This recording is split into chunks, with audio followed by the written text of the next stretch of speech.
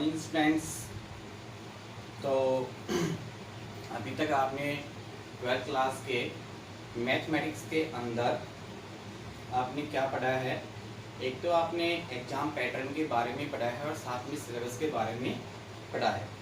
साथ में आपने स्टार्ट किया था चैप्टर नंबर 5 था आपका inverse matrix and liner equation, यानी व्युत्क्रम आव्यूह एवं रेखिक समीकरण।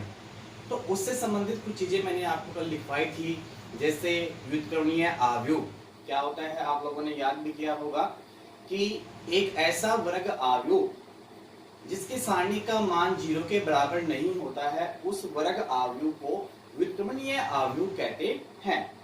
आपने पढ़ा था अव्युत्क्रमीय आव्यूह क्या होता है। किसी वर्ग आव्यूह के सारणी का मान 0 के बराबर होता है तो उसे अव्युत्क्रमीय आव्यूह कहते हैं। आपने साथ में पढ़ा था कि adjoint of A square matrix यानी वर्ग आव्यूह का सहखंडज आव्यूह। तो वर्ग आव्यूह का सहखंडज आव्यूह क्या होता है। किसी वर्ग आव्यूह के प्रत्येक अवयव का सहखंड से बनने वाला आव्यूह का ट्रांसपोज क्या कहलाता है, adjoint of A square matrix, यानी एडीजे ए से आप इसको क्या करते हो, इंडिकेट करते हो। तो अभी तक आपने क्या है यहां तक अध्ययन किया है। इसके आगे देखिए फिर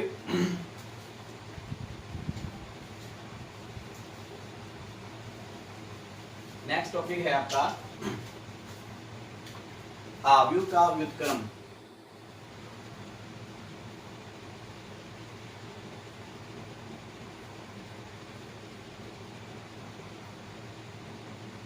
आव्यूह का व्युत्क्रम यानी किसी आव्यूह का अपने को व्युत्क्रम ज्ञात करना है। तो कैसे ज्ञात करेंगे, उसके लिए आपके पास एक परिभाषा दे रखी है। यदि दो आव्यूह ए और बी इस प्रकार हो कि ए बी बराबर आई बराबर बी ए, तो आव्यूह ए तथा बी परस्पर व्युत्क्रम आव्यूह कहलाते हैं।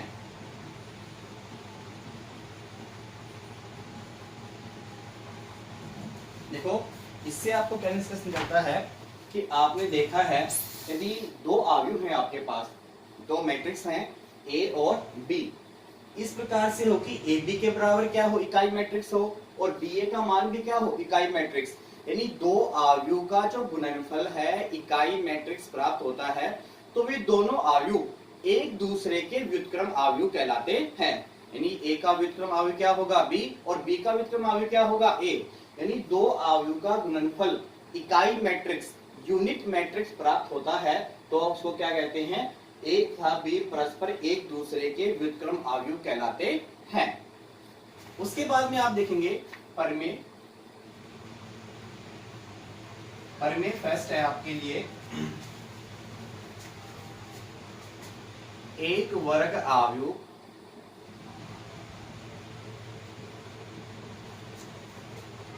ए के व्युत्क्रमणीय आव्यूह होने के लिए आवश्यक एवं पर्याप्त शर्त है कि सारणिक ए डज नॉट इक्वल 0 हो।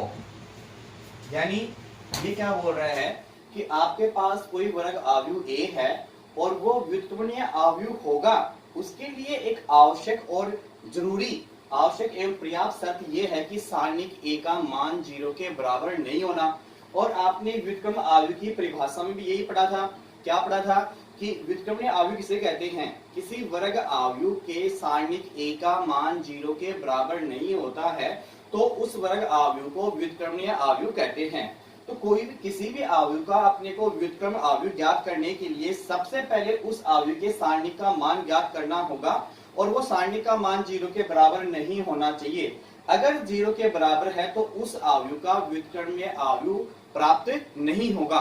तो सबसे पहले अपन किसी भी आव्यूह का व्युत्क्रम आव्यूह ज्ञात करते हैं तो उसके सारणिक का मान ज्ञात करेंगे और सारणिक का मान अगर 0 के बराबर नहीं है तो आप बोलोगे दिए गए आव्यूह का व्युत्क्रम आव्यूह क्या होगा, अस्तित्व होगा। तो ये कंडीशन भी डाली गई है कि वर्ग आव्यूह ए के व्युत्क्रमणीय होने के लिए आवश्यक पर्याप्त शर्त यह है कि सारणिक ए का मान 0 के बराबर नहीं होना चाहिए, जो आपने व्युत्क्रम आव्यूह की परिभाषा के अनुसार भी पढ़ा था। पर में आपके पास 2 है।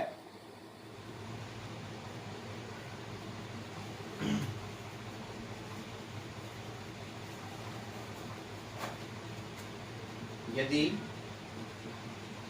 ए तृतीय क्रम का आव्यूह है,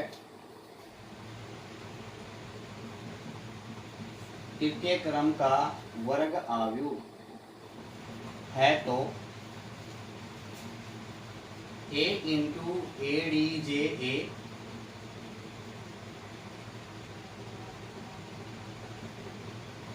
इक्वल सारणिक a into I3 equal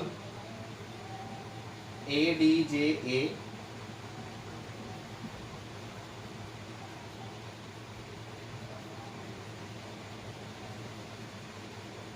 dot A. क्या बोला गया है? यदि ए एक तृतीय क्रम का वर्ग आव्यूह है, यानी इकाई मैट्रिक्स है और मैट्रिक्स कैसा है, स्क्वायर मैट्रिक्स है, तो 3/3 की इकाई मैट्रिक्स होती है जब उस आव्यूह के ए को उसके adjoint of A square matrix यानी आव्यूह के सहखंड आव्यूह से गुणा करने पर हमें सारणिक ए का मान इनटू में क्या होगा, I3, जहाँ पे I3 क्या है, 3/3 की इकाई मैट्रिक्स होती है। और ADJ डॉट इंटू ए इक्वल भी क्या प्राप्त होता है, सारणिक I इंटू I3 अपने को प्राप्त होता है। तो निष्कर्ष निकलता है कि किसी आव्यूह के और उस आव्यूह के सहखंडित आव्यूह के गुणनफल करने पर हमें सारणिक ए का मान जो है वो क्या है, इकाई मैट्रिक्स 3/3 की इकाई मैट्रिक्स से इंटू होता है। तो दोनों का जो रिजल्ट आता है वो क्या आता है, सेम आता है।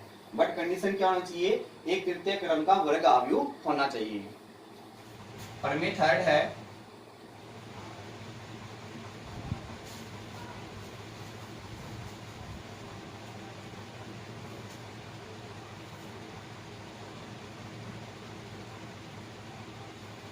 इससे पहले एक नोट है,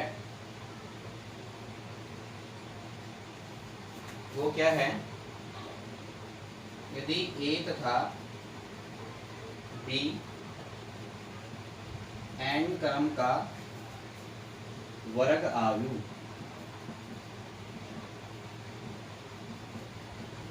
है तो पहले इसमें दे रखा है a into A D J A equal सारणिक a into I N equal A D J A dot A. Second point है A D J A equal सारणिक ए की पावर n-2 इंटू ए। थर्ड है ए डी जे ए का transpose equal A D J A पूरे का transpose. Fourth है इसमें A D J A B equal A D J B dot A D J A. तो देखिए आपके पास प्रमेय तृतीय थी कि हमारे पास एक तृतीय क्रम का वर्ग आव्यूह होता है, तो a into adjoint of A square matrix A equal सारणिक a into I3 equal A D J dot A, यानी इन दोनों का गुणनफल और इन दोनों का गुणनफल इसके बराबर होता है। यदि a तथा b n क्रम का वर्ग आव्यूह, n क्रम का मतलब वो 2/2 का भी हो सकता है, 3/3 का भी हो सकता है, 4/4 या 1/1 का हो सकता है, तो a इंटू एडीजे यानी a और उसका सेकंडज अवयव को गुणा करते हैं तो सारणिक a और उसमें आई एन का मतलब है जितने का 2 का होगा तो i2 आ जाएगा और 3 का है तो i3 आ जाएगा एडीजे डॉट ए। अब यहां से आप देखोगे एडीजे एडीजे का मतलब क्या है कि वर्ग अवयव के सेकंडज का अवयव का पुनः सेकंडज अवयव ज्ञात करें तो हमें क्या प्राप्त होता है, सारणिक a के मान n-2 इंटू ए प्राप्त होता है, जहां n क्या होता है कि आपका दिया गया जो वर्ग अवयव है वो किस क्रम का होता है। फिर एडीजे ए का ट्रांसपोज, आपके पास कोई वर्ग अवयव ए है उसका आप पहले ट्रांसपोज निकालेंगे उसके बाद में उसका एडीजे निकालेंगे तो हमें क्या प्राप्त होगा, एडीजे निकाल लेंगे बाद में उसका ट्रांसपोज होगा, वो दोनों कैसे होंगे, इक्वल होंगे। यहाँ पे आप देखोगे एडीजे ए बी तो इक्वल क्या होता है, एडीजे बी इंटू एडीजे ए, यानी आपने देखा कि दो अवयव के गुणनफल में सेकंड अवयव पहले आता है और फर्स्ट अवयव बाद में आता है। तो आप इसको नोट कीजिए।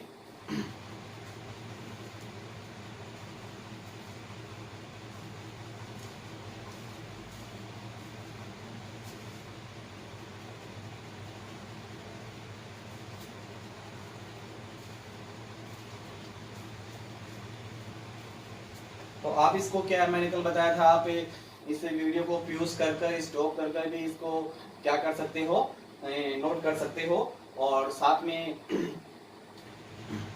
तो देखते हैं फिर आप लिख लोगे।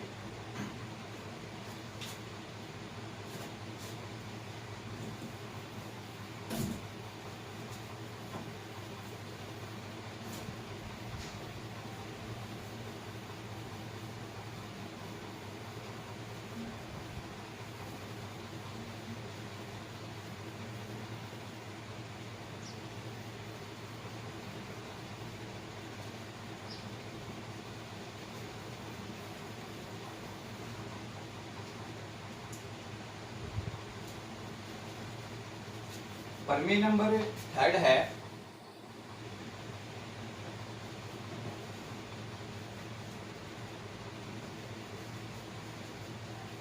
प्रत्येक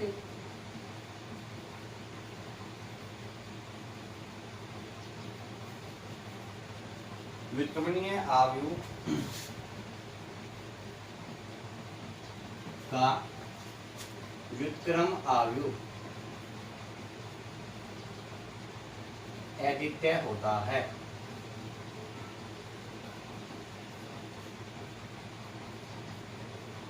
इसमें क्या बोला गया है कि प्रत्येक व्युत्क्रमणीय अवयव, कोई भी हमारे पास व्युत्क्रमणीय अवयव होता है तो उस व्युत्क्रम अवयव क्या होता है, अद्वितीय होता है, यानी उसके समान कोई दूसरा अवयव नहीं होता है। प्रमेय नंबर 4 है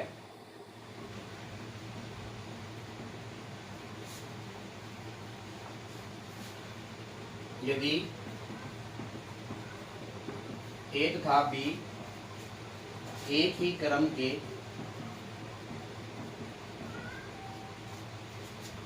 व्युत्क्रमणीय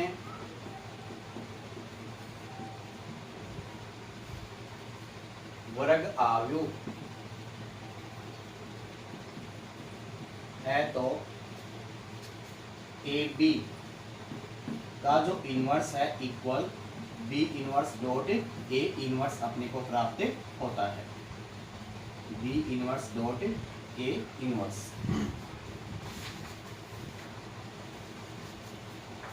प्रमेय नंबर 5 है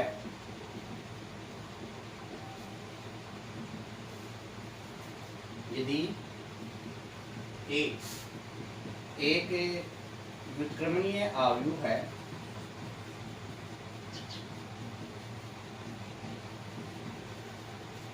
तो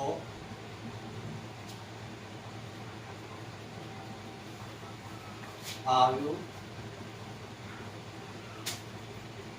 ए ट्रांसपोज भी व्युत्क्रमणीय अवयव होगा,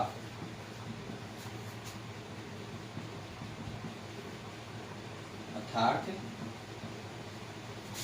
ए ट्रांसपोज का इनवर्स इक्वल ए इनवर्स का ट्रांसपोज। ये क्या बताया गया है, देखिए आपके पास दो प्रमेय हो गए, थर्ड प्रमेय ये है कि प्रत्येक व्युत्क्रमीय अवयव का व्युत्क्रम आव्यूह क्या होता है, अद्वितीय होता है। यानी प्रत्येक व्युत्क्रम आव्यूह जो होता है उसका जो व्युत्क्रम आव्यूह निकालते हैं वो अपने आप में कैसा होता है, अद्वितीय, उसके समान कोई दूसरा नहीं होता है। यदि ए तथा बी एक ही क्रम के व्युत्क्रमणीय वर्ग आव्यूह हैं तो ए बी का जो इनवर्स है वो क्या होता है, B inverse dot A inverse होता है।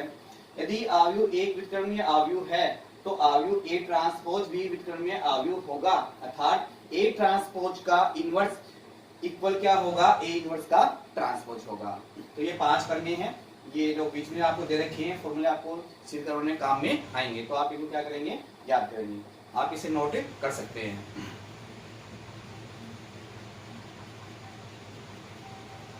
नोट आप साइज मेरे हिसाब से यूज के माध्यम से कर लेंगे।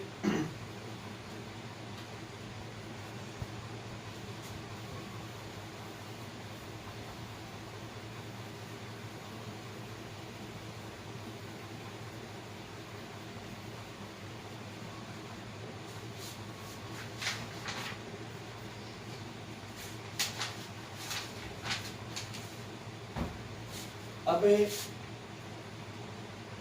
एक्सरसाइज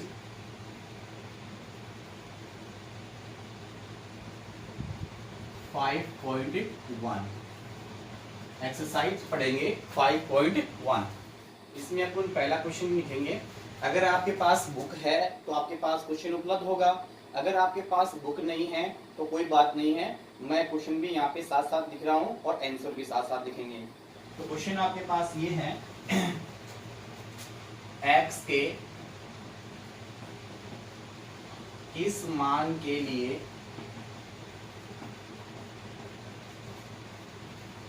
आयु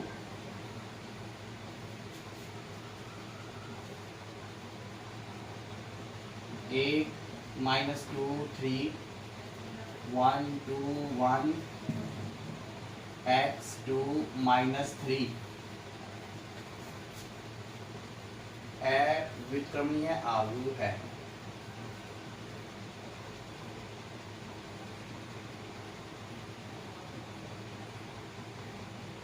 ये आपका प्रश्न है कि x का मान निकालना है और अपने को आव्यूह दे रखा है ये, तो क्या है, अविक्रमीय आव्यूह है। तो अविक्रमीय आव्यूह क्या होता है, सारणिक a का मान 0 के बराबर होता है तो उस पे क्या होता है, विक्रमीय आव्यूह। तो सबसे पहले दिए गए आव्यूह को अपन किसी अल्फाबेटिक वर्ड के द्वारा इसको इंडिकेट करेंगे। तो आप यहां से मानोगे late a equal matrix 1 -2 3 1 2 1 x2 -3। ये आपके पास कोई मैट्रिक्स है। अकॉर्डिंग टू क्वेश्चन प्रश्न अनुसार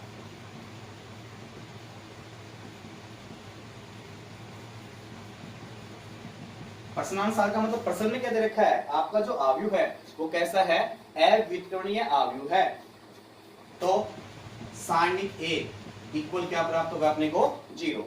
अब यहां से आप देखोगे सारणिक a निकालोगे तो आप देखोगे सारणिक a के लिए कितना है, a1 -2 3 1 2 1 x2 -3 इक्वल क्या चल रहा है, 0।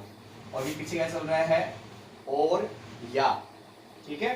तो आप देखोगे ये कब लगता है, जब आपका लेफ्ट हैंड साइड और राइट हैंड साइड इक्वल होता है, यानी दोनों पक्ष बराबर होते हैं, तो सेकंड स्टेप से ये और का निशान लगना प्रारंभ हो जाता है। अभी अपन सारणी को हल करेंगे यहां से, तो क्या प्राप्त होगा, 1 2 × -3 तो -6, फिर -2 माइनस, और फिर ये माइनस तो कौन सा है, फॉर्मूले के अनुसार है, प्लस माइनस प्लस। आप R1 के अकॉर्डिंग क्या कर रहे हो, इसका प्रसार कर रहे हो। तो क्या आ जाएगा, माइनस का 2 और इंटू क्या जाएगा फिर बाद में 1 × 3। यहाँ पे तो यहाँ से आप देखोगे कि आप ऐसे भी क्या कर सकते हो, जैसे आप इसको सारणी के रूप में, जैसे 1 है और 1 का उपसारणी क्या होगा, 2 1 2 -3, फिर माइनस का 2 और उसका उपसारणी क्या होगा, 1 1 और x -3 प्लस 3 का उपसारणी क्या होगा, 1 2 और x2 इक्वल कितना चल रहा है, 0। देखो आपने प्रसार कर रहे हो R1 के अकॉर्डिंग, तो R1 के अकॉर्डिंग कर रहे हो तो आपको देखना कि 1 का उपसारणिक देखना है, तो आपको ये पंक्ति और ये स्तंभ छोड़ना पड़ेगा, तो शेष क्या बच गया 1 का उपसारणिक। फिर चिन्ह के अकॉर्डिंग क्या होता है यहाँ पे प्लस माइनस प्लस, तो माइनस का चिन्ह आ गया। फिर -2 का उपसारणिक तो 1 1 x3, फिर प्लस का चिन्ह आता है 3 और इसका उपसारणिक कितना है 1 2 x2। अब इसको सोल्व करेंगे तो यहाँ से क्या प्राप्त होगा 1 इंटू -6 -2 माइनस माइनस प्लस 2 और 1 इंटू -3 कितना होगा माइनस का 3 x इंटू 1 माइनस का x प्लस 3 इंटू यहाँ से आपको 1 इंटू 2 2 माइनस 2x इक्वल कितना है 0। तो यहाँ से आपको कितना प्राप्त हो गया माइनस का 8 और यहाँ पे 2 इंटू -3 तो माइनस के 6, 2 इंटू -x तो माइनस का 2x, 3 इंटू 2 तो प्लस 6, 3 इंटू -2x तो माइनस का 6x इक्वल 0। तो यहाँ से आप देखोगे x की वैल्यू कितनी हो गई -8x और माइनस के 6 प्लस के 6 कैंसिल हो जाएंगे, तो क्या बचेगा माइनस का 8 और इक्वल कितना है 0। इसको अपन क्या कर देंगे ट्रांसफॉर्म कर देंगे, तो क्या प्राप्त होगा यहाँ से माइनस का 8x इक्वल प्लस का 8, तो x बराबर क्या होगा 8 अपॉन -8, तो आप देखोगे x की वैल्यू कितनी आ गई -1। तो देखो आपको क्वेश्चन क्या दिया गया है कि x के किस मान के लिए दिया गया आव्यूह अव्युत्क्रमीय आव्यूह है। तो अव्युत्क्रमीय आव्यूह क्या होता है कि सारणिक a का जो मान है वो 0 के बराबर होता है। तो वो कैसा होता है अव्युत्क्रमीय आव्यूह होता है। तो आपने क्या किया सबसे पहले दिए गए आव्यूह को अल्फाबेटिक के द्वारा शो कर लिया, यानी माना a बराबर दिया गया आव्यूह है। अब क्या है अकॉर्डिंग टू क्वेश्चन प्रश्न में क्या लिखा है अव्युत्क्रमीय आव्यूह है, तो कंडीशन क्या होती है सारणिक a का मान क्या होता है 0 होता है। तो सारणिक a का मान आपने लिख लिया यहाँ पे, फिर आपने क्या इसका R1 के अकॉर्डिंग इसका प्रसार कर लिया। 1 करोगे 1 का उपसारणिक 2 1 2 -3 -2 फिर माइनस आएगा फिर -2 आएगा। यहाँ पे आप देखोगे इसका उपसारणिक 1 1 x -3 फिर चिन्ह किसका आएगा प्लस का +3 इसका उपसारणिक 1 2 x2 और सोल्व कर लिया। तो यहाँ से आप देखोगे 1 बार है 2 गुणा -3 माइनस के 6 फिर माइनस का चिन्ह आएगा -2 गुणा 1 माइनस के 2, ये माइनस इंटू माइनस क्या हो गया प्लस 1 इंटू -3 तो माइनस का 3 आ जाएगा और x इंटू 1 कितना आ जाएगा माइनस का x प्लस 3 ऐसा कैसा 2 इंटू 1 2 और 2 इंटू x तो माइनस का 2x इक्वल 0। यहाँ पे आप देखोगे माइनस का 6 माइनस का 2 कितना हो गया -8 हो गया, 2 इंटू -8 तो -6, 2 इंटू -x तो माइनस के 2x, 2 इंटू 3 6 और 2 इंटू -2x तो कितना आएगा माइनस के 6x। तो यहाँ से आप देखोगे प्लस 6x से -6x कैंसिल हो गया और माइनस के 6x माइनस के 2x कितने हो गए -8x और शेष कितना हो जाएगा माइनस के 8। इस -8 को आप क्या कर दोगे ट्रांसपोज कर दोगे, तो ट्रांसफर कर दोगे तो क्या हो जाएगा ये प्लस का पॉजिटिव हो जाएगा। तो x बराबर कितना होगा 8 अपॉन -8 तो कितना आ जाएगा -1। आप इसको नोट कर सकते हो।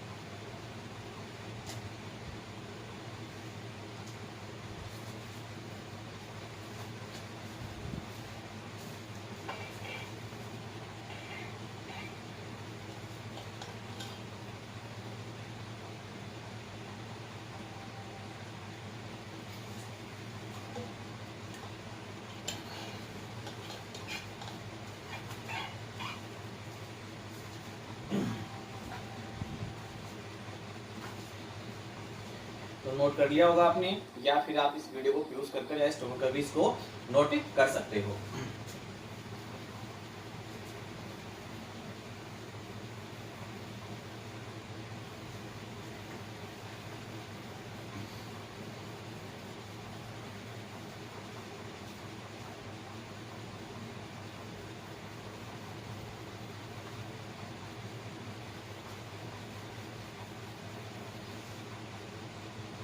सेकंड क्वेश्चन आपका इसमें सेकंड क्वेश्चन है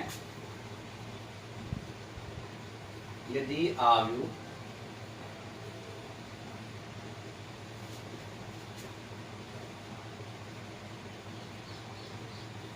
-1 और 2 3 0 -2 1 0 3 हो तो ADJE ज्ञात कीजिए।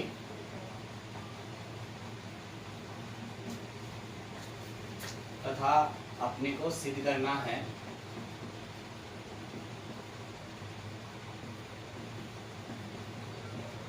सिद्ध कीजिए कि A डॉट ADJA इक्वल सारणिक A into I3 equal ADJA dot A, ये अपने को प्रूव करना है। तो दिए गए सवाल में सबसे पहले आप देखोगे आपको आयु दे रखा है, उसका adjoint of A square matrix निकालना है, यानी आयु ए का क्या निकालना है अपने को, सहखंडज आयु निकालना है। उसके बाद में सिद्ध करना है कि A इंटू ADJ इक्वल सारणिक A into I3 equal ADJ into A सारणिक I3 होगा अपने पास।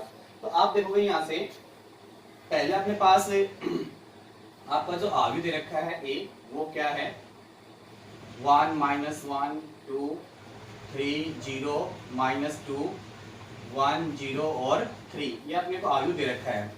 तो किसी आपने पढ़ा था कि किसी वर्ग का सहखंडज आयु क्या होता है कि किसी वर्ग आयु के प्रत्येक अवयव का सहखंड निकालकर एक आयु बनता है सहखंडज आयु, और उसका जो ट्रांसपोज होता है वो क्या कहलाता है, सहखंड आयु, किसी वर्ग आयु के सहखंडज आयु कहलाता है।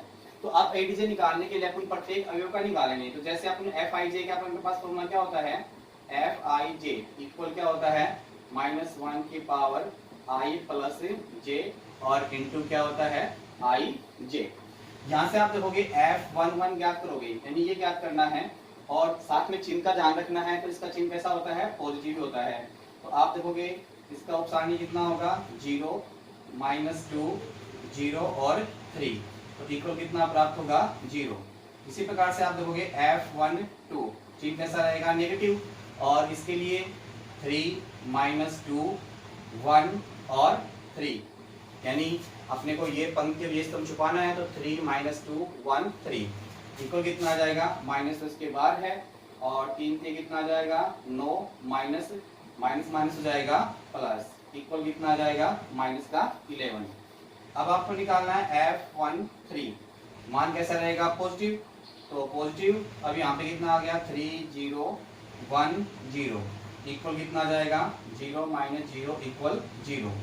F21 मान कैसा रहेगा नेगेटिव, आपने देखा प्लस माइनस प्लस, यहाँ पे माइनस का चिन्ह आ गया तो माइनस चिन्ह आ गया।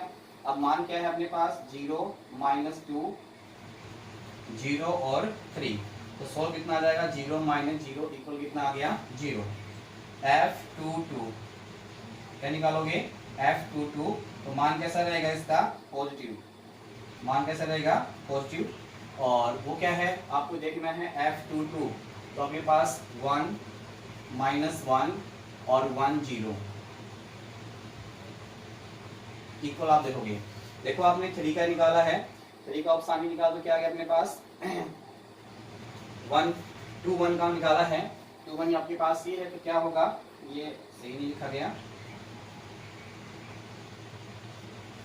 2 1 के लिए आपको ये देखना है कि ये पंक्ति और ये इस पंक्ति को छोड़ना है, तो क्या आ जाएगा माइनस का 1 और 2 और 0 और 3, तो ये मान भी चेंज हो जाएगा। तो आप देखोगे -1 2 0 3 कितना आ जाएगा, माइनस तो बाहर है, और माइनस का 3 और -0 इक्वल कितना आ जाएगा प्लस का 3 आ जाएगा। अब 2 2 निकालना है, तो अपने को क्या करना पड़ेगा, ये पंक्ति में स्तंभ छोड़ना पड़ेगा, तो क्या आएगा 1 2 1 2, ठीक है, और उसके बाद में 1 3 सोल्व करोगे 3 -2 इक्वल कितना आ जाएगा 1। इसी प्रकार से आप F23 निकालोगे, तो F23 देखोगे आप लोग, इसका निकालना अपने को, तो 1 -1 1 -1 1 0 इक्वल, तो क्या आ गया 0, और चिन्ह कैसा रहेगा नेगेटिव, तो -0 और माइनस प्लस 1 इक्वल कितना आ जाएगा -1। फिर आपने वो निकालना है F31, मान कैसा रहेगा पॉजिटिव, और इसके लिए आपके पास क्या रहेगा -1 2 0 और -2 इक्वल कितना आ गया +2 -0 इक्वल कितना आ गया 2। इसी प्रकार से आप F32 निकालोगे, तो F32 के लिए आप देखोगे यहाँ से आपको ये पंक्ति और ये स्तंभ अपने को, ये पंक्ति और ये स्तंभ छोड़ना अपने को। तो क्या आ जाएगा हमारे पास 1 3 2 -2 2 -2, तो इक्वल कितना आ गया हमारे पास, चिन्ह कैसा रहेगा, नेगेटिव, और माइनस तो बाहर है तो माइनस का 2 और माइनस का 6, तो प्लस के 8 हो जाएंगे। एफ निकालना है अपने को, F33 मान कैसा रहेगा, पॉजिटिव, तो क्या आएगा 1 -1 3 0, इक्वल कितना आ गया 0, और माइनस माइनस क्या हो जाएगा +3, इक्वल कितना आ गया +3। एक बार दोबारा देखिए, आपको क्या निकालना है, सबसे पहले सेकंड अवयव निकालने के लिए प्रत्येक अवयव का सेकंड निकालना पड़ेगा। तो उसका फॉर्मूला होता है Fij -1 की पावर i + j × ij। ये आपको डायरेक्ट सारणी याद होगी कि चिन्ह क्या होता है, plus minus plus minus plus minus plus minus plus, ये आपको क्रम याद रखना है। तो पहले आपको क्या निकालना है, F1 तो मान कैसा रहेगा प्लस, तो F1 इसका उपसारणी देखना है, तो अपने को ये पंक्ति और ये स्तंभ छुपाना है, तो क्या बच गया 0 -2 0 3, इक्वल कितना आ गया 0। अब यहाँ से आप देखोगे F12 निकालना है, तो F12 के लिए 3 -2 1 3 3 -2 1 3, और मान कैसा रहेगा नेगेटिव, तो माइनस बार है 3 3 9, फिर माइनस के 2, तो क्या हो जाएगा प्लस के 2, कितना आ जाएगा माइनस का 11 आ जाएगा। F13 निकालना है, F13 निकालने के लिए आपको ये पंक्ति में स्तंभ छोड़ना पड़ेगा, तो क्या बच गया 3 0 1 0 3 0 1 0, तो कितना आ गया 0। F21 का मान कैसा रहेगा नेगेटिव, तो इसके लिए मान क्या रहेगा -1 2 0 3 -1 2 0 3, इक्वल कितना आ गया, माइनस तो बाहर है, -1 गुणा 3 माइनस का 3, और -2 गुणा 0 माइनस का 0, तो क्या बच गया -3 -3 को माइनस से गुणा करो तो कितना आ जाएगा प्लस का 3 आ जाएगा। F22 निकालोगे तो अपने पास 1 2 1 3 1 2 1 3, 3 एकम 3 2 एकम 2, 3 माइनस से कितना आ जाएगा, 3 -2 कितना आ जाएगा 1 आ जाएगा। F23 मान कैसा रहेगा नेगेटिव, ये मान नेगेटिव रहेगा, तो मान क्या बच गया हमारे पास 1 -1 1 0 1 -1 1 0, तो ये अपने पास 0 जाएगा, और ये -1 है तो क्या हो जाएगा +1, और बाहर क्या है माइनस है तो माइनस का 1 हो जाएगा।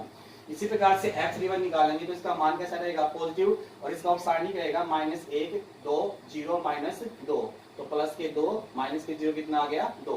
F32 निकालोगे तो इसका उपसारणी का अपने को ये पंक्ति और ये स्तंभ छुपाना है, तो 1 2 3 -2 1 2 3 -2, चिन्ह कैसा रहेगा नेगेटिव रहेगा, तो बाहर माइनस है, और माइनस के 2 माइनस के 6, तो क्या आएंगे -8 माइनस से गुणा करोगे तो प्लस के 8 आ जाएंगे। अब यहाँ से देखोगे 1 गुणा 0 कितना आ गया 0, और 3 गुणा माइनस से कितना आ गया प्लस का 3 आ गया। F3 निकालोगे तो क्या बचेगा 1 -1 3 0, मान कैसा रहेगा पॉजिटिव रहेगा। तो इस प्रकार से हमारे पास क्या एक सेकंड अवयव प्राप्त हो गया F, और उसका मान क्या है अपने पास लिखेंगे 0 -11 0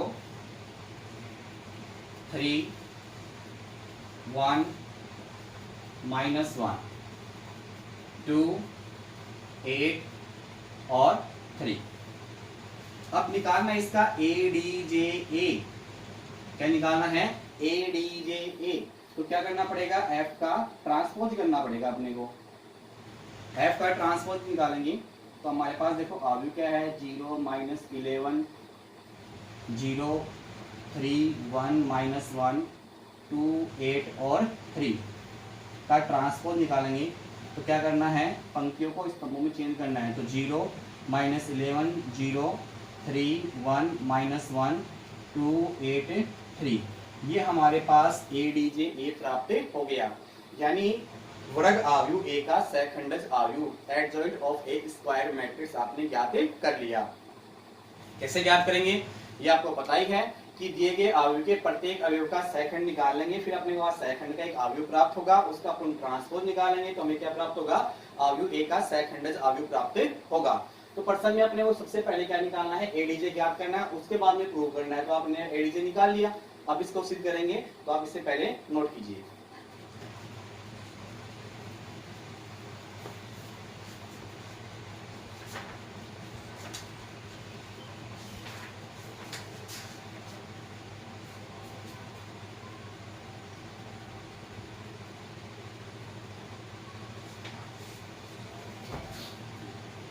तो आप आप नोट कर लेंगे और आपको निकालना भी शायद मेरे हिसाब से आ गया होगा, तो या आप इसको यूज करके भी नोट कर सकते हो। तो मिटा सकता हूँ फिर मैं। अब अपने को उसमें प्रूव क्या करना है वो देखिए।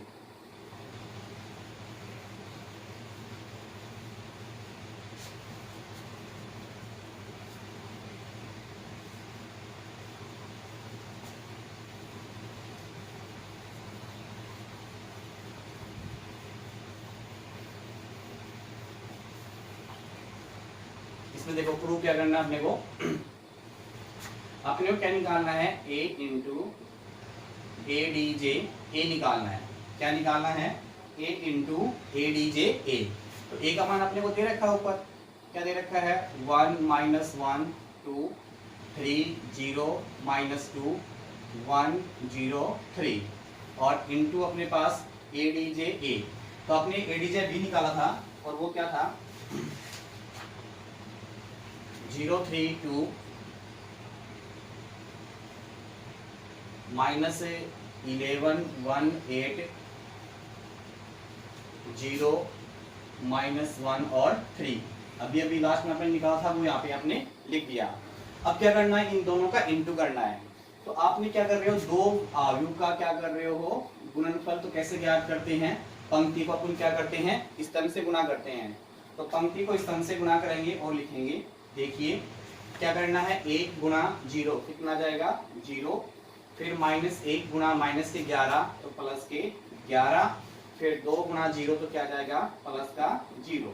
फिर पहली पंक्ति पहला स्तंभ हो गया, पहली पंक्ति दूसरा स्तंभ 1 गुणा 3 तो 3, -1 गुणा 1 तो माइनस का 1, -1 गुणा -1 तो प्लस का 1। फिर आगे बढ़ेंगे, यहाँ पे आप देखोगे कि क्या प्राप्त होगा अपने को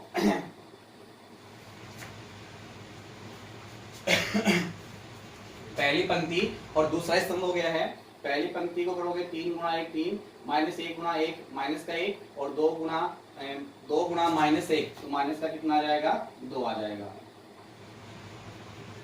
पहली पंक्ति दूसरा स्तंभ हो गया, फिर पहली पंक्ति तीसरा स्तंभ करेंगे तो 2 गुणा 1 2 और -1 गुणा 8 तो माइनस के 8 और 3 दूनी 6। पहली पंक्ति तीनों स्तंभ से गुणा हो चुकी है। अब द्वितीय पंक्ति को इसी प्रकार से करेंगे। तो देखो 3 गुणा 0 0 प्लस 0 गुणा -11 तो 0 माइनस के 2 गुणा 0 तब भी कितना आएगा 0। अब आगे बढ़ोगे, पहली दूसरी पंक्ति को दूसरे स्तंभ से गुणा करोगे, 3 की है 9, 0 गुणा 1 0। भाई अपने क्या करना है, इसको गुणा करना है इसको।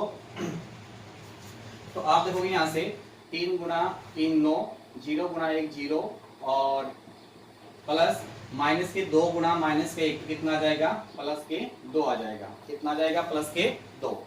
अब यहाँ से आप देखोगे उसके बाद में अपने क्या करना है, तृतीय स्तंभ से गुणा करना है। तो 3 दूनी 6 प्लस 0 और माइनस के 6।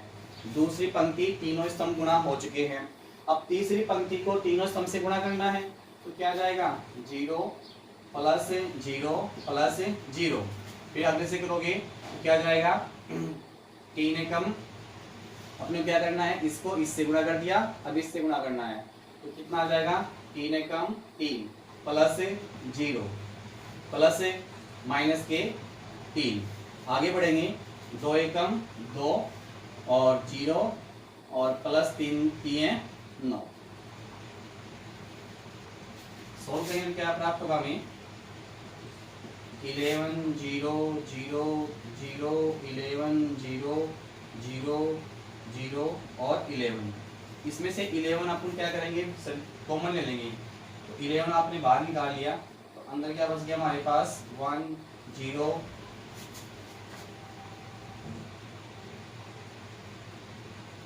1 0 0 0 1 0 0 0 1। ये हमारे पास 3/3 की इकाई मैट्रिक्स से प्राप्त हो गई। तो 11 जो है वो आपके पास क्या बन जाएगा, सारणिक ए की वैल्यू हो जाएगी। और सारणिक ए की वैल्यू हो जाएगी तो क्या जाएगा अपने पास इंटू क्या जाएगा I3। ये अपने पास क्या हो गया आपका RHS हो गया, ये आपका HP हो गया। यहाँ पे आप चूंकि डाल सकते हो, चूंकि सारणिक ए का मान कितना है 11 है। ठीक है, तो आपको क्या करना है, यहाँ से a इंटू एडीजे ज्ञात करना है। अपन क्या करते हैं, पंक्ति को स्तंभ से गुणा करते हैं। पहली पंक्ति को पहले स्तंभ से, दूसरे स्तंभ से, तीसरे स्तंभ से गुणा किया। द्वितीय पंक्ति को पहले स्तंभ से, दूसरे स्तंभ से, तीसरे स्तंभ से गुणा किया। तृतीय पंक्ति को पहले स्तंभ से, दूसरे स्तंभ से, तीसरे स्तंभ से गुणा किया, और इसमें से प्रत्येक पंक्ति में से आपने 11 बार निकाल लिया। ठीक है, तो ये अपने पास क्या है, सारणिक ए का मान 11 है, और यहाँ पे क्या है, ये क्या बन गया 3/3 का इकाई मैट्रिक्स बन गया, जो आपका क्या हो गया, प्रूव हो गया। इसका सेकंड पार्ट और प्रूव करेंगे, इससे पहले आप इसको नोट कीजिए।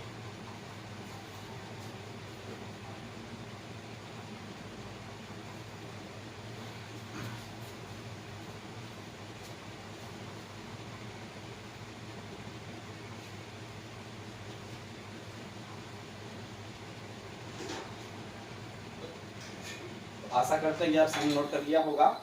अब आगे देखते हैं।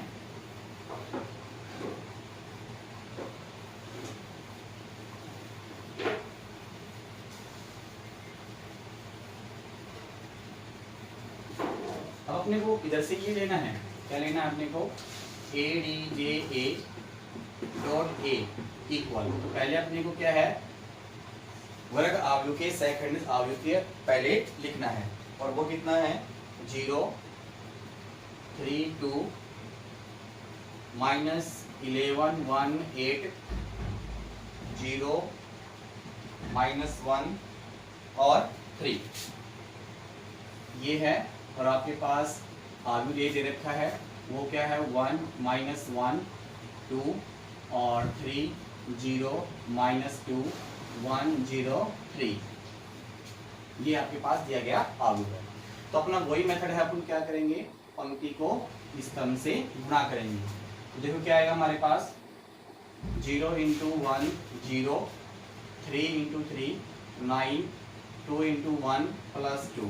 आगे बढ़ेंगे, पहली पंक्ति पहला स्तंभ हो गया है, पहले पंक्ति दूसरा स्तंभ, 0 × -1 तो क्या आ गया 0, 3 × 0 0, 2 × 0 0। आगे बढ़ोगे, 0 × 2 0, 3 × -2 तो माइनस के 6, 2 × 3 तो प्लस के 6।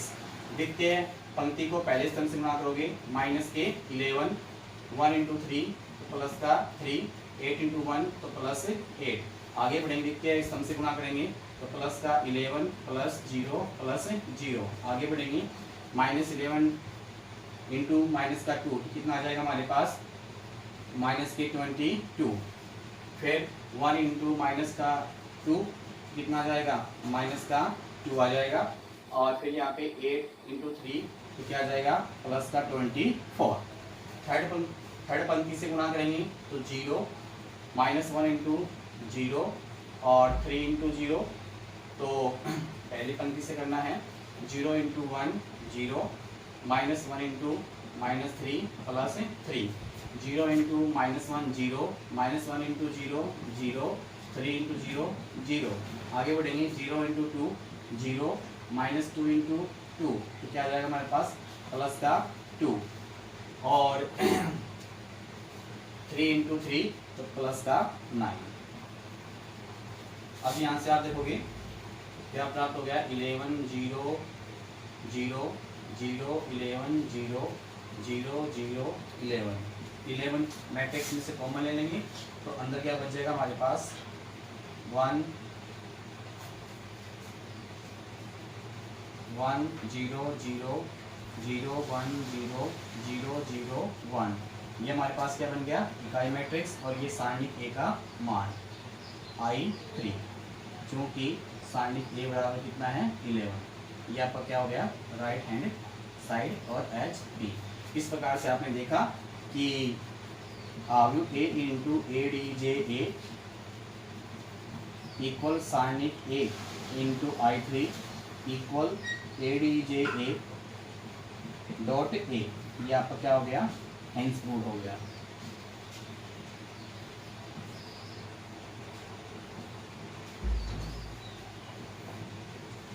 तो आपने देखा कि आपने एडीजे निकाला और साथ में इसको क्या किया, आपने प्रूव किया। और दो अवयवों को गुणनफल आप पहले पढ़ चुके हो, अपन क्या करते हैं, पंक्तियों को आप क्या करते हो, स्तंभ से गुणा करते हो।